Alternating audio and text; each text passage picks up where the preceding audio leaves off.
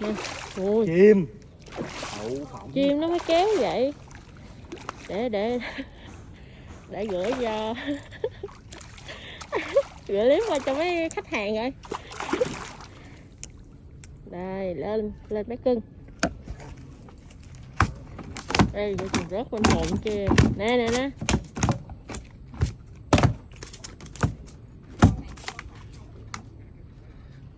Rồi, tôi sống rồi rối. Chim. Cho này khoảng bao nhiêu?